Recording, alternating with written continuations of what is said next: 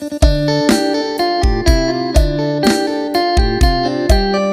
าเลิกเป็นเมียน้อยตามคำขอกันละกันเด้อขออนุญาตบัตรคำต้นสมับจากบาทเด้ออาจารย์แก้วสัญญาเนาะสัญญาแก้วทองสุกโอ้ยลืมมัดสื่อชื่อ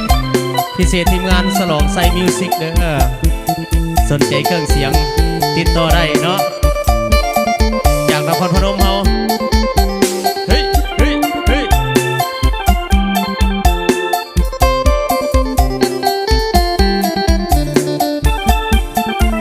เลิกเป็นเมียน้อยเสียเถิดควันแพ้มาเป็นเมียแต่งของอายให้สมศักดิ์ศรีจัดงานกินดองถูกต้องตามประเพณีอยู่แบบบ่ได้โลกลีบ่มีไผสิกล่าวควันไอ้นี่จริงใจบ่ได้หวังหลอกถึงน้ำใต้ซอขอบอกอ้ายยังต้องการเห็นใจตัวเจ้าเป็นน้อยเขาอยู่อย่างทรมานเขาว่างจากเมียอยู่บ้านสำคัญขึ้นชื่อว่าเมียก็เป็นแต่เพียงเมียน้อย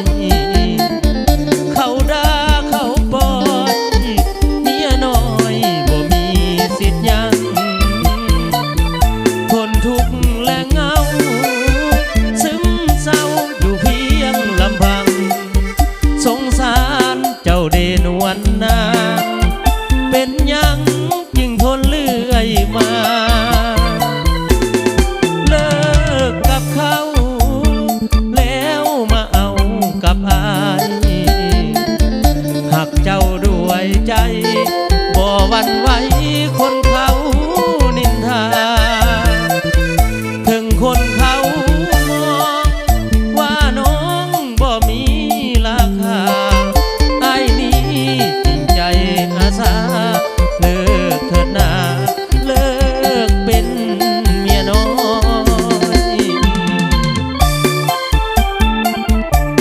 ยพิเศษพี่น้องทีมงานบ้านนนกลางเด้อ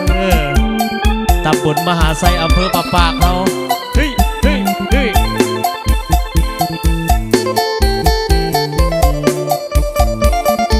มอบให้เด้อทีมงานสลองไซมิวสิกเนาะสนใจเครื่องเสียงติดต่อได้เด้อพี่น้องเด้อเมียก็เป็นแต่เพียงเมียน้อย